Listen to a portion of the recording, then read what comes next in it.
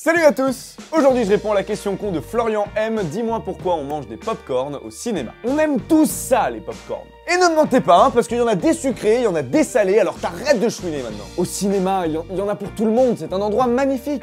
Et cher. Enfin bref, on va voir ça tout de suite, c'est parti.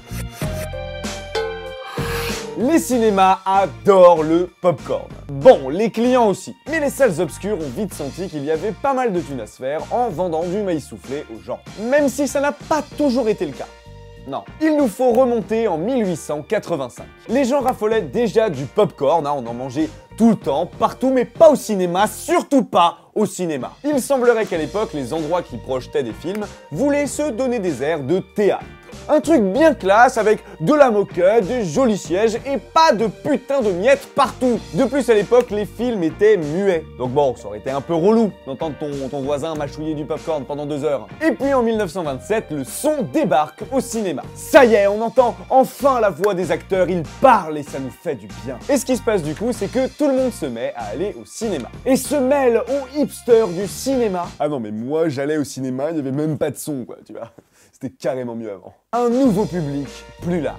La fréquentation des cinémas est de 90 millions de personnes en 1930, soit plus de 4 fois plus que seulement 5 ans plus tôt. Le cinéma se popularise. Les gens mangent toujours des pop-corn, sauf qu'ils les achètent en scred devant les cinémas. Thug Life. Jusqu'à un beau jour au milieu des années 30. C'est la Grande Dépression, alors oui, je sais, j'ai dit un beau jour, alors qu'en fait c'est complètement la merde, mais tu m'as compris. Les patrons de cinéma se rendent compte que, tiens, on pourrait peut-être se faire pas mal d'oseille si on les fabriquait et qu'on les vendait nous-mêmes. Et oui, le popcorn ne coûte rien à produire et peut se vendre en masse, l'occasion de se faire une petite monnaie. Et 15 ans plus tard, la moitié du popcorn consommé provient du cinéma. Et pour finir, on va brièvement parler de l'origine du popcorn. Et plus précisément du maïs nécessaire pour en faire, appelé maïs à éclater. Parce que oui, c'est une espèce particulière de maïs qui permet de faire du popcorn. Elle ne vient pas des États-Unis. Non, non, non. Selon Andrew Smith, qui a carrément écrit un livre sur le sujet, ce seraient des baleiniers nord-américains qui les auraient ramenés du Chili jusqu'aux États-Unis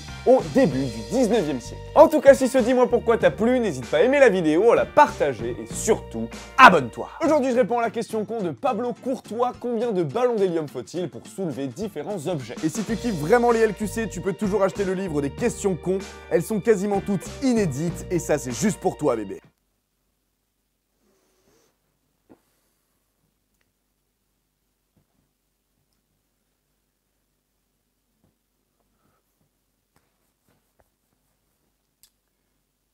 Bon, on est d'accord. Quand même mieux avec le son, non?